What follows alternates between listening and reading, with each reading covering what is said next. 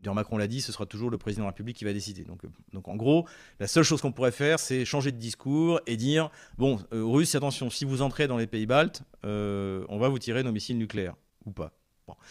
Donc c'est ça le discours. Donc en fait, c'est du baratin, c'est du 100% Macron. Bienvenue sur Monde Multipolaire pour une nouvelle analyse géopolitique approfondie. Aujourd'hui, nous plongeons au cœur des dynamiques qui redessinent l'équilibre mondial. L'économie de guerre, les tensions diplomatiques entre Moscou et Washington, les bouleversements dans l'aéronautique, mais aussi les dernières avancées en matière de défense et d'armement. Nous reviendrons également sur les crises politiques en Roumanie et en Ukraine, les stratégies énergétiques en mutation et les enjeux autour du nucléaire iranien. Enfin, un point complet sur les opérations militaires en cours viendra clôturer cette analyse. À noter que Monde Multipolaire ne détient pas tous les droits sur cette vidéo. Si vous souhaitez soutenir le travail de Stratpool, vous pouvez le faire via les liens disponibles dans la description. Bonne écoute.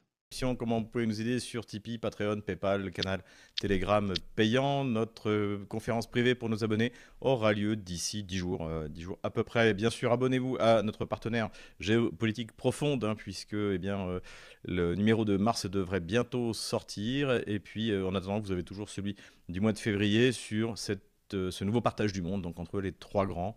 Encore une fois, moi je rajoute maudit, je le dis à chaque fois, mais je le redis encore une fois, les quatre grands, c'est-à-dire l'Inde, la Chine, la Russie et les États-Unis. Nous avons lancé également la phase test de notre application de moyen de paiement, donc qui s'appelle Ozapay. Donc il y a un lien qui sera en description de cette vidéo. Vous pouvez aller faire un tour, regarder, pourquoi pas investir si ça vous intéresse. Voilà, c'est bien de théoriser sur les nouvelles technologies, mais il faut aussi pouvoir apporter des solutions pérennes. Ce qui nous a plu cette semaine, c'est la vidéo de Marc Toiti, comme souvent. Et cette fois, il s'agit de répondre à la question, faut-il augmenter les dépenses militaires, Donc ça, on va en reparler quand on va parler du discours d'Emmanuel Macron. Et puis, cette question aussi de passer en économie de guerre. Alors, au passage, la Russie n'est pas en économie de guerre.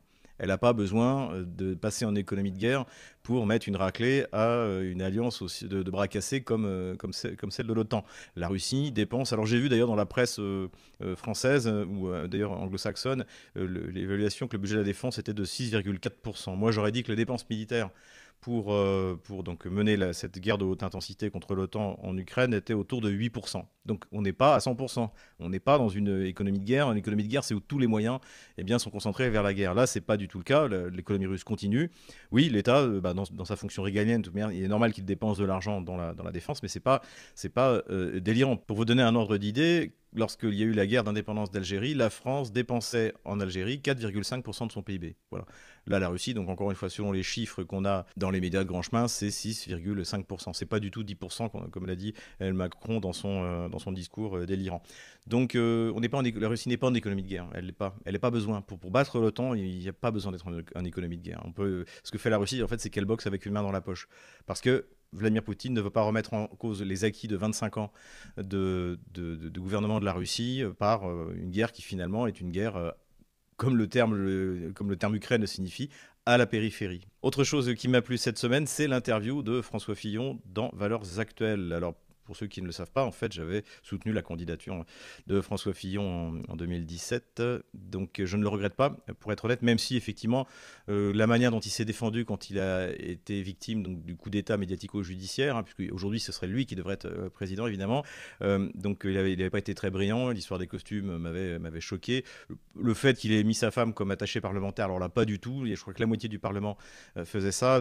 Bruno Le Maire aussi l'a fait, je crois. Donc, tout ça est un prétexte, évidemment, pour faire un coup d'État pour que le régime puisse mettre un personnage qui lui convienne mieux, puisque François Fillon avait quand même dit qu'il remettrait en cause le mariage homosexuel pour empêcher les couples homosexuels d'adopter, alors que Marine Le Pen, elle a tout validé, par exemple. Donc il y avait ça, mais surtout, ce que j'avais apprécié chez François Fillon, et que je retrouve dans cet article, c'est que finalement, c'est la dernière fois que, sur les questions économiques, on s'est adressé aux Français comme à des adultes, avec une description de la situation qui était risquée. C'est-à-dire que, effectivement, de dire que il va falloir travailler plus, sans doute faire de gros efforts, augmenter l'âge de la retraite, etc. Tout ça, le dire avant une élection et non pas le faire comme l'a fait Emmanuel Macron, c'est-à-dire dire le contraire au moment de l'élection pour battre François Fillon et ensuite faire exactement le contraire 4 ans après parce que la situation est catastrophique et sans doute on en est qu'au début. Voilà. Donc là, j'ai trouvé cette démarche courageuse. la partie politique de l'interview qui est la première. Bon, par rapport au délire général, tout candidat confondu, Marine Le Pen, Jean-Luc Mélenchon, Emmanuel Macron, il y a beaucoup plus de réalisme, notamment dans la relation avec la Russie. Mais c'est pas non plus génial. Et puis le totalitarisme islamique, bon, la France, elle a un problème, c'est l'immigration. Et je pense qu'au contraire, c'est contre-productif de s'en prendre à l'islam. Il ne faut pas confondre la cause et les conséquences. En revanche, la partie sur la situation économique est d'une lucidité remarquable à lire. Et puis après, chacun, bien sûr, se fait son idée. Économie maintenant, et l'on reparle du projet de grand remplacement aéronautique russe. Vous vous souvenez, on en avait parlé dès le début de l'opération militaire spéciale. C'était également un sujet qu'on avait abordé avant, parce que c'était un projet de très long terme. Et avec les sanctions qui ont été mises sur la vente d'avions et de pièces détachées à la Russie, eh bien, la Russie a dû accélérer son programme grâce aux sanctions. La Russie est en passe de redevenir souveraine dans le domaine de l'aéronautique civile, puisqu'elle avait pris beaucoup de retard. Et puis, c'est toujours beaucoup plus facile d'acheter des Airbus et des Boeing que de produire ses propres avions. Et donc, tout le système a été mis en place pour organiser ce grand remplacement aéronautique. Et on a eu des nouvelles. Donc, les Russes accouchent de leurs avions dans la douleur. Ça, fallait s'y attendre. C'est quand même des technologies très compliquées, non seulement dans le domaine des sous-ensembles électroniques, mais dans le domaine des moteurs. Donc, les Russes ont deux projets principaux. Le Superjet 100. Donc le Superjet 100, c'était un projet avec des partenaires, notamment Snecma, qui produisait les moteurs avec MPO Saturn, son partenaire russe. Et donc là, il a fallu remplacer les moteurs de Snecma par les moteurs russes, les PD-08. Et les premiers essais au sol du moteur ont commencé. Et les premiers essais en vol devraient avoir lieu donc, selon le premier semestre. Pareil sur le PD-14 qui équipe le MS-21, donc qui va être le remplaçant en fait, des Airbus A320 et de toute la gamme. Donc les choses vont difficilement mais sûrement, même s'il y a eu du retard en fait dans les tests, et ça j'avais expliqué pourquoi, c'est qu'en fait tout ce qui est test, certification, la priorité est donnée bien sûr aux aéronefs militaires. Mais cela dit, les Russes ont commencé quand même à produire de série ces avions. Et on a appris qu'il y en avait 33 en fait, qui étaient en train d'être assemblés. 13 MS-21 et 20 Superjet 100 New. Donc avec les moteurs russes, ce sera New. Ce qui veut dire que eh bien, dès que les moteurs seront certifiés, dès que les vols de certification auront été accomplis, en fait, il y aura déjà plusieurs avions qui vont pouvoir être livrés aux compagnies russes. Donc voilà, tout ça évidemment n'aurait pas été possible sans les sanctions. Là, les Russes n'ont pas le choix, et c'est lorsque les Russes n'ont pas le choix qu'ils sont les meilleurs. Et c'est pour ça que certains d'entre vous, quelquefois, s'étonnent, mais on a vraiment besoin des sanctions. On n'a absolument pas besoin que demain, tout d'un coup, Boeing lève les sanctions contre la Russie parce que Donald Trump le leur demande. Ni même Airbus, ou alors peut-être pour la sécurité des avions, pour la livraison des pièces détachées des avions qui ont déjà été achetés. Mais là, j'espère que si par hasard les sanctions sont levées sur la vente des appareils, là, le gouvernement russe réagira comme il avait réagi lorsque les sanctions étaient levées contre la Turquie. On se souvient, en 2016, il y a eu une réconciliation entre Ankara et Moscou, suite à l'échec du coup d'État contre Recep Erdogan et de l'aide qu'avait apporté la Russie. Mais avant de lever les sanctions contre l'agriculture turque, eh bien, la Russie s'est donné 1 ou 2 ans pour permettre à ses agriculteurs qui avaient investi, acheté du matériel, etc., d'être à la hauteur de la concurrence turque qui allait revenir. C'est ce qui s'était passé, c'est pour ça que ça se passe bien. Donc là aussi, c'est pareil, de toute manière, quoi qu'il arrive, même si demain Trump lève les sanctions en ce qui concerne Boeing, en tout cas, eh bien, les Russes, à mon avis, eux, maintiendront les leurs, sauf sur, évidemment, en ce qui concerne les pièces détachées d'avions qui ont déjà été achetés, puisque là, il s'agit de la sécurité des passagers. Économie toujours, information de Bloomberg qui confirme notre analyse qu'on a fait depuis le début. Lorsque Zelensky a pris cette mesure stupide d'interdire le transit de gaz par le territoire ukrainien, donc non seulement finalement l'Ukraine est obligée d'acheter du gaz, sauf qu'il l'achète, il passe par la Slovaquie, donc il ne gagne plus les 800 millions de dollars que lui rapportait le transit de gaz russe, mais surtout les Russes ont pu désormais bombarder les infrastructures gazières ukrainiennes. Et on le voit sur la courbe qu'a donnée Bloomberg, ça a eu une efficacité redoutable, ce qui fait que désormais Kiev va devoir importer massivement du gaz d'Europe. Donc évidemment, du gaz, il n'y en a pas de produit en Europe, donc ça va être du gaz qui va être importé, y compris du gaz russe liquéfié, du gaz qatari, du gaz américain. Et donc ça va entraîner évidemment, c'est l'offre et la demande, une augmentation des prix. Donc le résultat est catastrophique pour Kiev et en fait catastrophique pour nous, puisque ça va augmenter les prix pour nous. Et de toute manière, c'est nous qui payons le gaz kievien. Donc voilà le résultat des décisions stupides de Zelensky, mais je veux dire, c'est une parmi tant d'autres. Et sans doute une méconnaissance de la part de l'Union européenne qui n'a pas réagi de la réalité en fait du transit du gaz, comment il fonctionne sur le continent européen. La Russie est encore en train de tester un nouveau système de paiement. Donc, là, on en a parlé. Il y a les systèmes de messagerie interbancaire russes, chinoises qui sont utilisés, les échanges en monnaie nationale entre les différents pays importateurs et exportateurs. Et là, ils ont lancé en mode test donc l'or numérique. C'est-à-dire, en fait, c'est une monnaie qui est gagée sur de l'or physique. Mais encore une fois, c'est de l'or numérique. Donc, ça pourrait parfaitement bien fonctionner. Donc, ça permettrait de commercer avec n'importe quel partenaires étatiques ou privés sans que ces transactions puissent être observables par je dirais des entités hostiles. Ce système s'inscrit dans la construction donc d'une nouvelle architecture d'échange financier qui a été lancée par Moscou depuis 3 ans. Et alors, ce qui est intéressant, c'est que le monde en a parlé. Alors là, c'est ce que pour ceux qui me suivent sur Twitter, inscrivez-vous sur Twitter, encore une fois sur Telegram aussi. Pour ceux qui me suivent sur Twitter, j'ai cité cet article du Monde. En plus, Benjamin Quenel, qui d'habitude comprend pas grand-chose à l'économie et en plus c'est hostile à la Russie, mais là il reconnaît qu'il y a une nouvelle architecture, encore une fois financière, qui s'est mise en place. Donc ça veut dire que pour que ce soit dit dans le monde, c'est que ça doit quand même leur sauter aux yeux, et puis ils soient dans la capacité de le cacher. Donc là l'article est plutôt intéressant, même si finalement il est assez court, et ça confirme ce que nous disons depuis 3 ans. Et à côté de ça, on apprend que les Goldman Sachs et JP Morgan proposent des produits en fait qui sont en quelque sorte liés, indexés sur le rouble. C'est-à-dire que vous pouvez, comme le rouble est une monnaie qui a eu d'excellentes performances, notamment en 2024, eh bien, il y a des bons qui sont intéressants, qui intéressent des investisseurs financiers, mais qui ne veulent pas prendre le risque, ou alors qui ne peuvent pas aller sur le marché russe. Donc Goldman Sachs et JP Morgan proposent des produits. Alors je ne sais pas exactement comment ça fonctionne, mais ce qui est intéressant, c'est que j'avais dit, souvenez-vous, j'en ai reparlé encore dans les bulletins, le rouble deviendra une monnaie internationale. Je l'avais dit avant l'opération militaire spéciale. L'opération militaire spéciale a rendu ça possible. Maintenant, 80%, c'est ce que dit l'article du Monde, des échanges pour la Russie sont en rouble. Hein. La majorité des échanges avec l'Europe en import, en export, sont en rouble. On en avait parlé la semaine dernière. Et en plus, eh bien, finalement, le rouble devient même un produit sur lequel des investisseurs étrangers vont pouvoir investir. Donc c'est une monnaie extrêmement fiable. Et c'est devenu, déjà pour la Russie, une monnaie de réserve. Il faut bien se rendre compte qu'avant, le rouble, il n'y avait pas de rouble dans la monnaie, dans le panier de monnaie de réserve. Il y avait du dollar, du yuan, de l'euro essentiellement. Et bien aujourd'hui, il y a du rouble, du yuan et de l'or. Donc voilà, tout ça grâce aux sanctions. Surtout, n'abolissez pas les sanctions trop rapidement, cher Donald Trump, s'il vous plaît. Politico-diplomatique maintenant, il s'appelle Alexandre Nikitich Darchev. Donc, pour ceux qui ne savent pas qui c'est, eh bien, c'est le nouvel ambassadeur de Russie aux États-Unis. J'ai souvent dit qu'avec Donald Trump et son équipe, il faut surtout regarder ce qui se passe et pas ce qu'il dit. Et là, bien là, il y a quelque chose de concret, c'est qu'il y a eu un échange d'ambassadeurs entre la Russie et les États-Unis. Pour essayer, c'est aussi le sens de ce que dit le général Kellogg, l'envoyé spécial de Donald Trump, de normaliser la relation avec la Russie pour permettre, entre autres, mais ce n'est pas le seul objectif, encore une fois, une solution de paix en Ukraine. À côté de ça, il y a quand même des déclarations qui méritent d'être soulignées. La première déclaration, c'est celle de Marco Rubio, donc c'est le secrétaire d'État aux Affaires étrangères, l'équivalent du ministre chez nous, qui a déclaré, je crois que c'était sur Fox News, qu'il fallait mettre fin à cette guerre par proxy, donc par intermédiaire, c'est-à-dire l'Ukraine, entre les deux puissances nucléaires que sont les États-Unis et la Russie.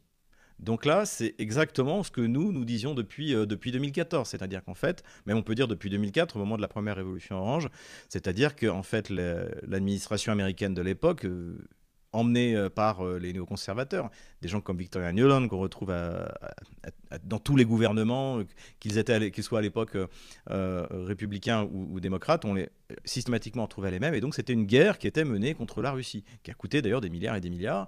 Et donc là, c'est dit par le nouveau secrétaire d'État aux Affaires étrangères. Donc c'est extrêmement important. Il y a une espèce de choc de vérité.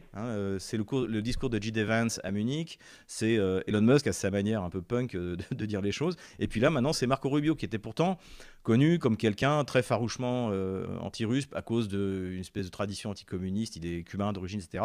Là, visiblement, il y a une prise de conscience de la réalité que, d'ailleurs, du point de vue de la civilisation, on le voit d'ailleurs sur l'image de Marco Rubio, en fait, il vient de recevoir les cendres, les catholiques, le mercredi des cendres, on reçoit les cendres et le prêtre dit « Souviens-toi que tu es poussière et que tu retourneras en poussière ». C'est bien de s'en souvenir de temps en temps. Voilà, donc c'est quelque chose d'important, je pense aussi, qui est en train de se passer, c'est-à-dire que il y a une partie des élites américaines, et il faut noter qu'il y a 3 ministres catholiques secrétaires d'État autour de Donald Trump, Marco Rubio, Kennedy et J.D. Vance. Donc c'est quand même quelque chose de significatif. Pour ces gens-là, ils ont tenu un discours très anti-LGBT, très anti-woke, et finalement, ils se retrouvent avec des Russes qui pensent exactement comme eux. Donc, ça aussi, la convergence civilisationnelle, à mon avis, eh bien, existe. Hein. Et puis en plus, du côté de Donald Trump, d'ailleurs, il y a des protestants qui sont farouchement également anti-LGBT, anti-woke. Mais là, ce que je veux dire, c'est que c'est intéressant, c'est cette ouverture, en fait, qui rapproche Washington de Moscou et qui éloigne Washington d'Emmanuel Macron, de Friedrich Merz, etc., de tous ces partis dominants en Europe, et bien sûr de l'Union européenne, qui est un espèce d'impérialisme woke. Autre déclaration importante, celle de Michael Waltz, donc il est le conseiller pour la sécurité nationale de Donald Trump, et on lui a posé la question de savoir combien de temps, jusqu'à quand, allaient être bloquées les livraisons d'armes à Kiev, ainsi que le partage de renseignements. Donc il faut remettre ça dans le contexte. Vendredi dernier, donc on venait à peine de publier le bulletin, qu'il y a eu cette réunion incroyable au bureau ovale qui a bouleversé les choses, qui les a plutôt accélérées. Et donc à partir de là, Donald Trump, en réaction, a bloqué l'aide militaire et le partage de renseignements. Et Zelensky, depuis, a envoyé une lettre, enfin a publié une lettre en disant qu'il regrettait la manière dont c'était passé, qu'il était prêt à signer le document, l'accord sur les terres rares, etc. Mais ça n'a pas suffi, et c'est ce qu'a dit Waltz. Il a dit nous rétablirons donc cette aide militaire lorsqu'on aura senti que réellement Zelensky veut trouver un accord de paix. Donc ça, évidemment, ça va avoir des conséquences sur le terrain. D'après les différentes estimations dans la presse anglo-saxonne, on estime que sans l'aide américaine, eh bien, Kiev en aurait pour 4 mois en vivant sur ses réserves et avec le soutien tant bien que mal de l'Union européenne. Le plus grave, et ça peut avoir des conséquences assez rapidement dans les semaines qui viennent, c'est la pénurie de missiles Patriot. Donc effectivement, c'est un sujet crucial, et visiblement, je pense que Donald Trump et son équipe, J.D. Vance, ont bien compris qu'on ne pouvait pas faire confiance à Zelensky, qu'on ne pouvait pas faire confiance à son administration. Yermak, Shmyhal, son Premier ministre, Ousmerov, le ministre de la Défense, tout ça, ce sont des bandits. Et donc, évidemment, on ne peut pas leur faire confiance. Donc voilà, le mieux, c'est de les tenir avec les rênes serrées. C'est ce qu'est en train de faire l'administration de Donald Trump. Donc, plusieurs figures du Parti républicain, y compris Lindsey Graham, donc, qui a toujours soutenu Zelensky, ont exigé des excuses de Zelensky. Alors, Zelensky n'a pas fait d'excuses réellement, mais il a donc publié, Trump en a parlé dans son adresse devant le Congrès américain, une lettre dans laquelle il regrette que ce soit passé comme ça, qu'il est prêt, qu'il veut une solution de paix, et sous la direction ferme de Donald Trump. Donc là, un bon numéro de cirage de pompe, comme quoi Trump a trouvé la manière dont il fallait parler à Zelensky, et qu'il était prêt à signer l'accord, donc ce fameux accord sur les minerais rares, les terres rares. Bon, vous savez ce que j'en pense. D'ailleurs, je vous invite à aller voir une analyse qui a été publiée dans une revue qui s'appelle Northeastern Global News. Donc la spécialiste américaine qui est interviewée dans cet article explique que l'Ukraine n'est pas un pays de cocagne pour les terres rares ou les minerais rares. Elle fait des comparaisons, notamment par exemple sur le cobalt. Elle dit il y en a 100 fois plus en République démocratique du Congo. C'est d'ailleurs pour ça que le Rwanda soutient le M23, c'est pour s'en emparer.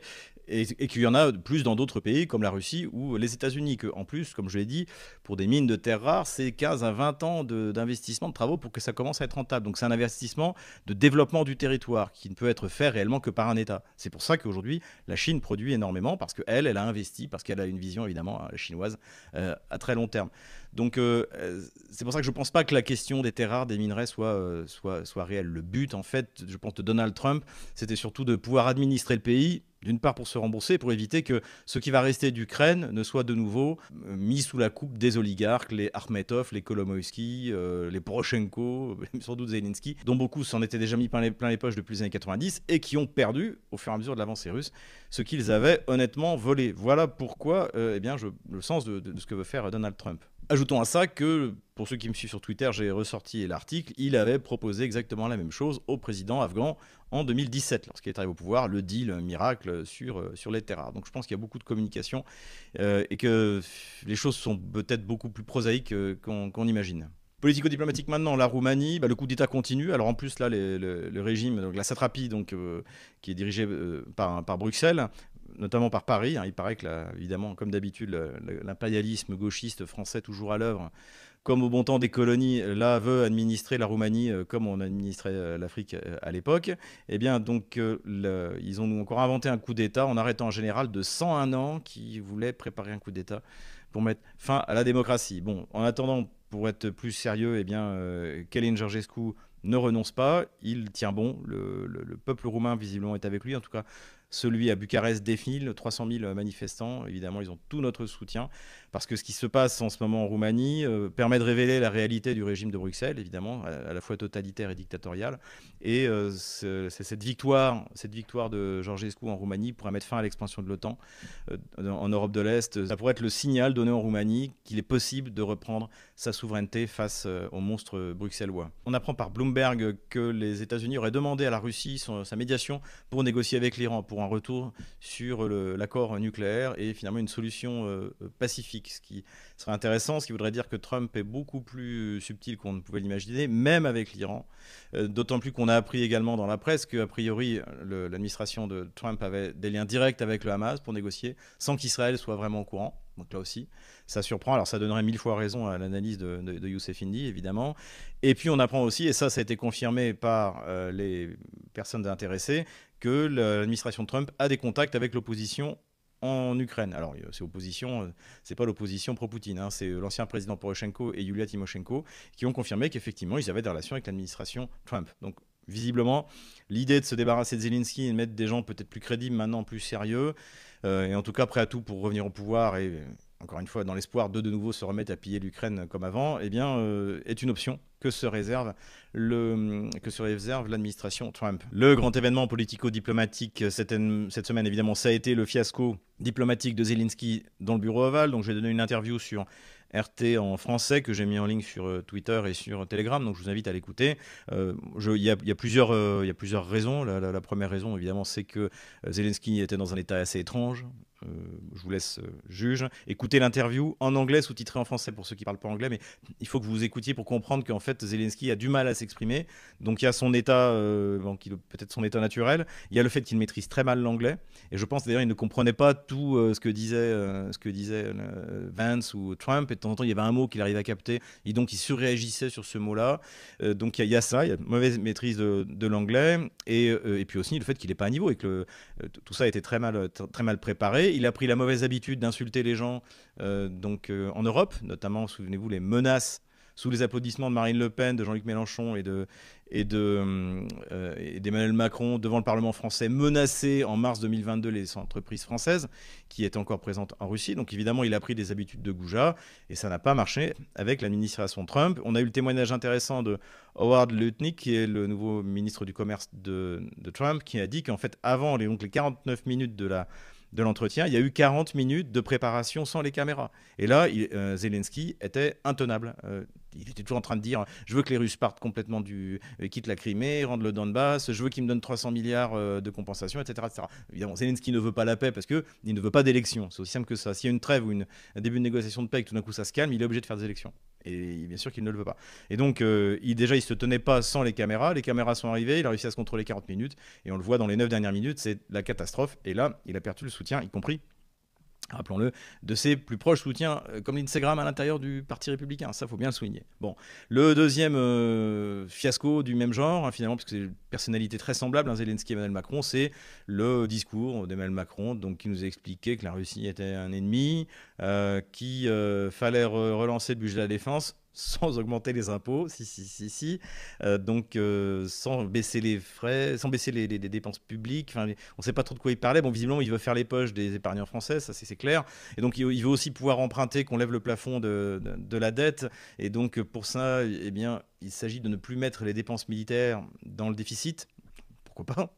Bon, est-ce que ça va marcher ? Est-ce que les emprunteurs vont accepter d'acheter cette camelote que Christian de Macron ? Sans doute pas. Et encore une fois, le but de Macron, le but de son discours, c'était ça, évidemment, que la France ne risque rien. Elle est parfaitement bien protégée avec son arsenal nucléaire. Personne n'osera nous attaquer, et surtout pas les Russes qui n'en ont absolument rien à faire. Pas plus qu'ils ont à faire de la Pologne ou même de ces pauvres pays baltes qui, de toute manière, il y aura bientôt plus personne qui va y habiter. Et limite, si les Russes veulent le reprendre, ils auront juste qu'à traverser la frontière les mains dans les poches. Donc, ils n'ont pas l'intention de le faire. Je ne veux pas surinterpréter mes propos, mais ce que je veux dire, c'est que tout ça, c'est du bidon. Le régime de Macron est un régime autoritaire, comme tous les régimes autoritaires, lorsqu'il a des problèmes à l'intérieur, il essaie de trouver une guerre à l'extérieur. Mais comme la gauche a détruit l'armée française ces 50 dernières années et son économie, on est absolument inoffensif pour la Russie. C'est d'ailleurs le commentaire qu'a fait Dimitri Medvedev sur Twitter, et il a parfaitement raison. Et d'ailleurs, globalement, c'est ce que pensent les élites russes, tout le monde. Bon, les gens font allusion à Napoléon, etc.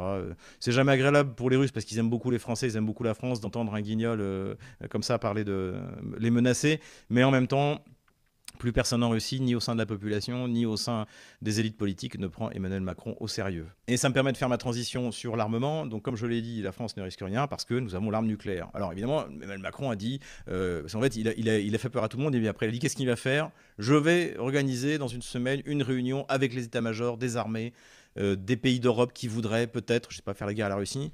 Donc ça, c'est une possibilité. Et deuxièmement, nous sommes prêts à discuter de la mutualisation de l'arme nucléaire française. Donc tout ça, c'est bidon. Il y a 2 composants de l'arme nucléaire française. Il n'y a plus de terre-terre depuis la fin de la guerre froide. À l'époque, on avait les Plutons, les Hadès et les plateaux d'Albion. Tout ça, c'est terminé. On a une composante aérienne, donc c'est le SLP, c'est un missile de moyenne portée qui porte à 500 km à une gifle de 300 kilotonnes. C'est bien.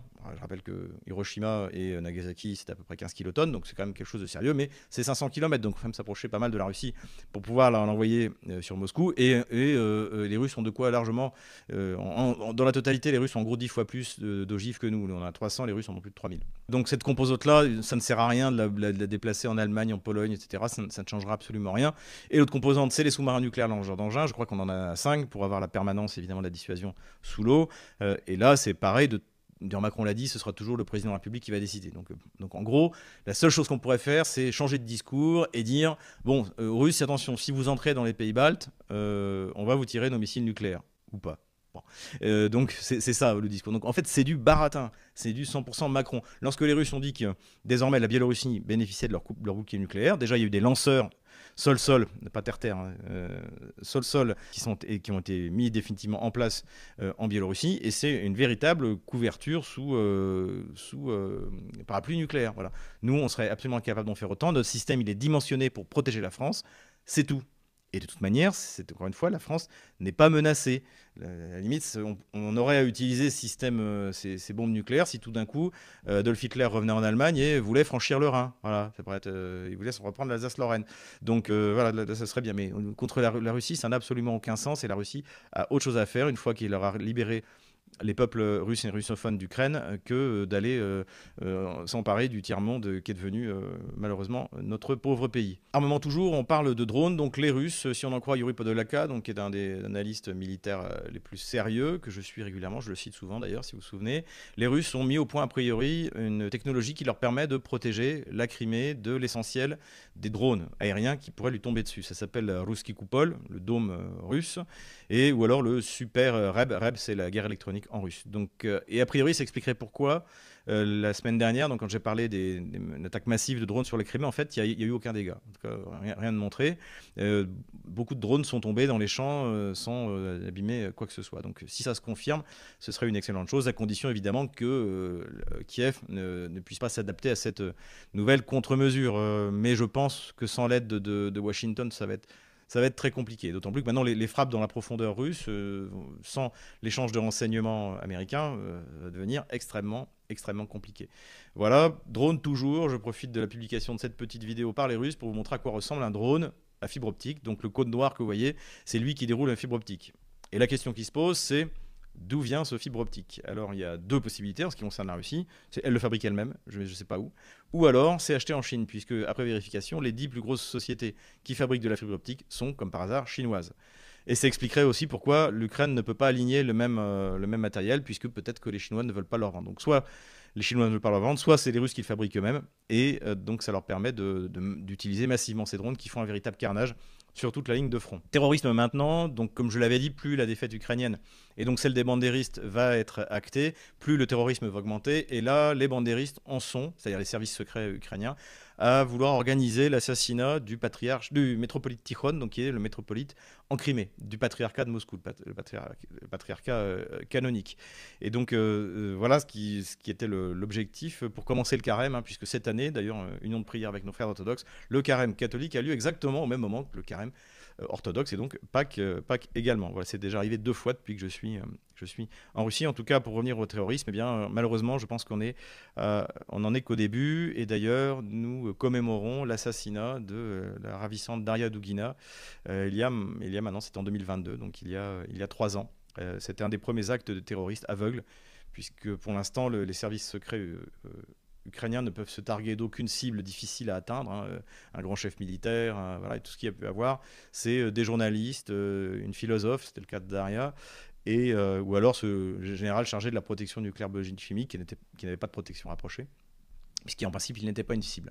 Voilà, donc ce qu'il faut bien comprendre, c'est que maintenant, pour le bandérisme, tout peut devenir une cible. Et nous passons maintenant à l'empire du mensonge, et immédiatement le moment bunker. Le moment bunker cette semaine, c'est Marine Le Pen qui nous a osé nous sortir un truc pareil. Et heureusement, grâce au courage et à la résistance des Ukrainiens, soutenus par les puissances occidentales, la Russie ne peut pas non plus sortir vainqueur de ce conflit. Et alors la question que vous allez vous poser, c'est d'où va-t-elle tirer une ânerie pareille? Est-ce que personne ne lui a montré une évolution de la carte militaire ces 2 dernières années? Qu'est-ce qui se passe? Pourquoi est-ce que Thierry Mariani, qui est député européen, ne va pas lui expliquer la réalité sur le front, la réalité de l'économie russe? Je ne sais pas. Elle a du mal à s'entourer correctement. On sait qu'il porte cette idée stupide comme quoi la Russie ne peut pas gagner cette guerre. C'est Thionnet. Je l'ai souvent pris à partie sur Twitter lorsqu'il racontait des âneries. Donc il est député européen. C'est l'équipe de Jordan Bardella. C'est-à-dire que comme lui, je crois qu'il n'a jamais travaillé de sa vie. Enfin, il est assistant parlementaire. Donc bon, pas vraiment un travail productif. Hein. Et donc, il est là parce que c'est un courtisan. Et il prétend, il prétend être un réaliste, comme Julien Rochdy, donc il se présente réaliste. Donc il ne maîtrise aucune donnée historique, aucune donnée militaire, aucune donnée économique. Et à partir de cette non-maîtrise de ces 3 données qui sont quand même un petit peu importantes, il nous explique depuis 3 ans que personne ne peut gagner cette guerre. Il le répétait encore il y a quelques mois. Et là, visiblement, Marine Le Pen, contre toute évidence, a décidé d'adopter ce discours débile. Voilà. Je pense que tout ça s'inscrit de manière plus globale par l'infantilisation des élites politiques, d'où la vignette. Et ça, c'est quelque chose qu'on observe. C'est ça qui est intéressant, à la fois, je dirais, dans l'extrême droite identitaire, et à la fois dans la gauche, dans le gauchisme de télé.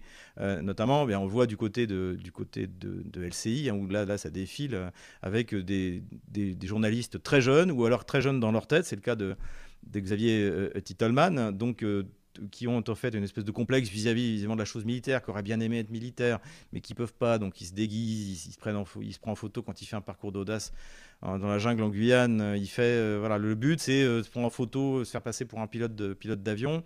Donc voilà, donc c'est une espèce de monde onirique, hein, dans lequel ils vivent, de monde d'enfants, et où en plus, lorsque ce monde ne correspond pas à la réalité, c'est la crise d'hystérie, comme un enfant. C'est-à-dire qu'en fait, c'est pire que la féminisation qu'avait critiqué Alain Soral il y a une vingtaine d'années. La féminisation, c'était remplacer l'analyse froide et je dirais virile d'une situation telle qu'elle est, remplacer donc cette analyse par de l'émotion. Notamment, c'était très important, j'ai vu beaucoup arriver ça à l'époque des années 90, dans les guerres de Yougoslavie. Il fallait absolument pas réfléchir sur les bobards qui étaient annoncés sur les soi-disant crimes de guerre serbes. On a eu pareil avec les couveuses.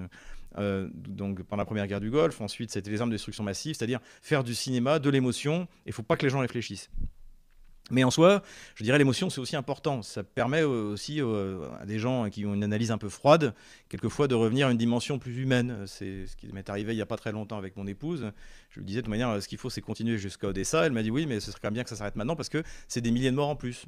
Et elle a raison. Voilà. Dans notre civilisation, c'est le rôle de la Sainte Vierge, en fait. Hein. C'est elle qui va intercéder auprès de son fils pour qu'il ait pitié des pauvres pécheurs que nous sommes. Donc encore une fois, la féminité n'est pas totalement à rejeter, y compris dans la politique. Ramener les choses à une dimension plus humaine, plutôt que l'analyse froide. En revanche, l'infantilisation ne sert à rien.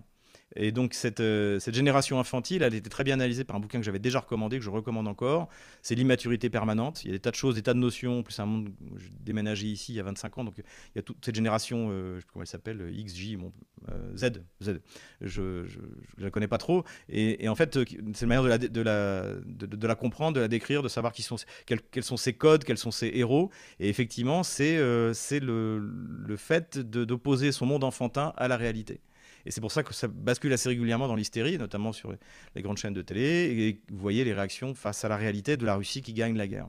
Et donc c'est pour ça que l'infantilisation je pense, de la classe dirigeante est aussi un objectif délibéré. C'est là, on remplace tout, on remplace l'analyse froide du père avec la sensibilité de la mère par l'hystérie du gamin insupportable. Voilà. Et donc c'est ce à quoi on assiste avec à la fois l'extrême droite identitaire et en même temps avec les gauchistes de plateau qui deviennent à moitié fous. Et pourquoi est-ce que sur ma vignette il y a également Emmanuel Macron et Zelensky? Zelensky, c'est parce que j'ai lu exactement la même explication dans le Spiegel. Donc le Spiegel, c'est un magazine allemand très connu, très ancien, à gauche, qui fait un article, alors qu'il est plutôt même franchement soutien de Kiev, sur Zelensky, le Churchill ukrainien, à la recherche d'un nouveau rôle. Et donc dans cet article sont interrogés des gens qui côtoient Zelensky. Et ils disent, écoutez bien, Zelensky est comme un enfant pour les questions politiques. C'est-à-dire qu'il pense, je cite, il pense que s'il veut quelque chose, il a que le vouloir très fort et que ça va arriver. C'est une première chose. Et ce qui est intéressant aussi, ils disent que lorsqu'il a dit qu'il voulait mettre fin à la guerre en Ukraine lorsqu'il était élu en 2019, il était sincère. Mais que, comme c'est quelqu'un qui est fragile, qui n'est pas solide, d'ailleurs ça s'est vu encore une fois dans le bureau Oval, eh bien il est extrêmement facilement manipulable, notamment par le clan malsain qui l'entoure. Donc cette infantilisation, en fait, elle frappe à la fois donc, cette nouvelle génération Z, là, et également des gens plus âgés comme Zelensky, qui veulent imposer leur monde onirique à la réalité. Et on a exactement la même chose du côté d'Emmanuel Macron. Hein. Emmanuel Macron, comme Xavier Titelman, il se déguise en militaire, il s'est déguisé en marin, en train de donner des ordres au commandant de bord avec sa radio. Et puis, il se déguise également en pilote. Voilà. Donc, en fait, c'est toute une approche différente de la politique qui vise sans doute évidemment à manipuler les masses des électeurs en leur mettant des gamins hystériques ou des gens qui se comportent comme des gamins hystériques et qui vont encore une fois imposer leur rêve d'enfant à la réalité qui ne leur convient pas. Voilà, c'est la réflexion que je voulais faire autour de cette question de l'infantilisation qui m'a paru extrêmement importante, notamment avec la sortie de Marine Le Pen assez incroyable sur que la Russie ne pouvait pas gagner cette guerre. C'est complètement fou. Et nous revoilà sur la carte militaire et on commence par la frappe en la profondeur. On a attaqué une assez significative. C'était une frappe sur un hôtel où devaient être des mercenaires donc occidentaux. Certains médias disent des Français sur Krivoy Rog. Voilà. Donc c'est la ville qui se trouve à cet endroit-là. C'est une des dernières grandes villes industrielles sous le contrôle d'Akhmetov. Ici, les derniers actifs d'Akhmetov sont à Krivoy Rog. Ça fait partie de la région de Dnepropetrovsk. Et pour l'instant, ce n'est pas un objectif russe. Mais qui sait? Et nous passons maintenant à la ligne de front. La Russie continue sa contre-offensive donc dans la région de Soudja et la situation des unités kieviennes est de plus en plus délicate. Hein. Il y a à peu près 6 kilomètres par rapport à la ligne de front au nord entre Soudja et 2 kilomètres au sud. Et les Russes mettent une énorme pression. Les routes d'approvisionnement, donc il y en a une ici, c'est la principale, est totalement sous le feu. On le voit d'ailleurs sur plusieurs vidéos, c'est une véritable, la route c'est une succession de carcasses de véhicules. Et il y en a une autre qu'on ne voit pas sur cette carte. Si on la voit, elle est ici. Et celle-là aussi, évidemment, comme vous le voyez, est sous le feu des drones et de l'artillerie russe. Donc là, la situation est extrêmement mauvaise. Là, l'ordre de repli aurait dû être donné depuis longtemps, mais on le sait, l'armée ukrainienne est commandée par des communicants et pas par des militaires. Les Russes petit à petit grignotent donc les territoires qui ont été pris à l'époque par Kiev. Ici, c'est toujours pas très clair, donc je laisse comme ça. Mais là, maintenant, on a la confirmation. Donc, Pogrebki, Orlovka, Novaya Sorochina ont été libérés. Les Russes sont en train, a priori, de donner l'assaut à Malaya Loknaïa et ont pris Loknia ici. Et donc, a priori, là aussi, si les Kieviens ne se replient pas rapidement, il pourrait y avoir un petit chaudron à cet endroit-là, mais ce n'est pas encore le cas. En tout cas, là, cette ligne-là, également d'approvisionnement, qui est la seule, est également sous le feu russe. Du côté du front de Kupiansk, là aussi, les choses ont un peu bougé en faveur des Russes à cet endroit-là. Donc, ils consolident leur position en se rapprochant de Kupiansk, mais également en faveur des Ukrainiens qui ont lancé une contre-attaque à peu près à cet endroit-là, dans les forêts donc au sud de Sinkovka. Et également une contre-attaque kievienne à peu près dans cet endroit-là. Pour l'instant, on n'a pas encore le résultat, mais visiblement, l'état-major ukrainien a pris compte du danger que ça fait courir. Les Russes ont un peu amélioré leur position également à cet endroit-là, sur le front au sud de Kupiansk. Les Russes continuent également à avancer vers Kolodiazy. On le dit, il faut que les Russes s'emparent de cette localité-là pour pouvoir continuer à avancer au sud vers la rivière Oskol ici et surtout s'emparer de Liman avant de donner l'assaut sur Slaviansk. C'est très important de reprendre Liman qui avait été perdu à l'automne 2022. Rien du côté de Seversk. Du côté de Chassofyar, les Russes continuent à progresser, mais c'est pas significatif sur la carte, donc je ne l'ai pas mis. La situation est en revanche plus sérieuse du côté de Pakrovsk, puisque là, hein, c'est toujours l'affrontement entre le général Morvichev et le général Drapaté, côté ukrainien. Et là, des gros moyens ont été donnés. 2 brigades, a priori, ont été ajoutées pour essayer de contre-attaquer sur cette pénétrante russe dans le dispositif kievien. Donc on l'a vu la dernière fois, les Russes ont repoussé les Kieviens de Petchane, donc les Kieviens ont attaqué à Kotlino. Donc les combats sont en cours. Les Russes auraient repris Ouspenovka ici, et là, les Kieviens ont lancé encore une offensive pour essayer de reprendre Shevchenko, une autre pour essayer de reprendre Zilone à cet endroit-là. Donc les combats sont très durs. Le but des Kieviens, c'est d'essayer de couper l'approvisionnement à cet endroit-là pour forcer les Russes à se replier, puisque contrairement au commandement ukrainien, ce sont les militaires qui commandent. Et si on voit qu'il y a un risque d'encerclement, les Russes vont ordonner le repli. Mais on n'en est pas encore là. Pour l'instant, les combats font rage donc à ces endroits-là. La progression la plus impressionnante, ça a été au nord, donc Velika et Novoselka, vous vous souvenez ici. Et là, les Russes ont réussi à s'emparer donc de plusieurs localités, Skudne ici, Boularskoye ici et Privilne ici. Voilà. Et donc se rapproche d'ailleurs de la mine de lithium de Shevchenko, puisqu'on en parle. D'après les analystes, il y aura encore une ultime ligne de défense kievienne à percer ici, et après, derrière, c'est complètement ouvert. Donc là, on va vers un encerclement encore plus large que celui qui est prévu à cet endroit-là. Hein. Ça, je ne l'ai pas dit, mais bon, le ministère de la Défense a annoncé officiellement la prise d'Andriivka. Je retire la ligne de front de la semaine dernière. Voilà où nous en sommes au jeudi 6 mars 2025. Voilà, c'est tout pour aujourd'hui. J'espère que cette vidéo vous a plu. N'hésitez pas à vous inscrire sur tous nos réseaux sociaux parce qu'ils peuvent tous être censurés un jour ou l'autre. Donc, quoi qu'il arrive, on arrivera à rebondir. Bonne nouvelle, vous avez fini par me convaincre d'ouvrir un canal TikTok. Alors, c'est pas moi qui vais m'en occuper parce que je sais pas comment ça marche. Je sais même pas quoi ça ressemble. Donc, j'ai trouvé quelqu'un pour le faire. Voilà, ça va être mis en place, je pense, dans les 15 jours qui viennent. Donc, vous pourrez nous suivre là, d'après ce que j'ai compris. Vous pourrez également suivre les meilleurs moments. Encore une fois, tout ça, on peut le faire parce que on peut recruter du personnel. C'est grâce à vos dons. Donc, allez voir comment vous pouvez nous aider en description de cette vidéo. Allez jeter un coup d'œil sur notre super application Ozapay. Et puis, prenez des cours de russe, d'anglais avec Logios Online, notre partenaire. Procurez-vous un VPN et puis inscrivez-vous à Géopolitique Profonde. En tout cas, les nouvelles sur le front diplomatique sont plutôt bonnes, hein, franchement bonnes, comme sur le front. Et puis économiquement, bon, bah là, c'est excellent. Les derniers indicateurs sont très, très encourageants. Et encore une fois, le moment important, c'est que grâce à ces sanctions, la Russie va se doter d'une industrie aéronautique civile souveraine, ce qu'elle avait perdu il y a 30 ans de cela. Merci les sanctions. Donc, en tout cas, tout va très bien. Courage, on les aura. Voilà donc l'état des lieux. La chaîne de monde multipolaire rappelle qu'il y a de la place pour un monde multipolaire plus juste. Nous n'encourageons pas la violence et souhaitons vivement le retour de la paix. Merci de votre attention, abonnez-vous à ma chaîne, mettez un like, notre Telegram sera bientôt disponible. Passez une bonne journée. Au revoir.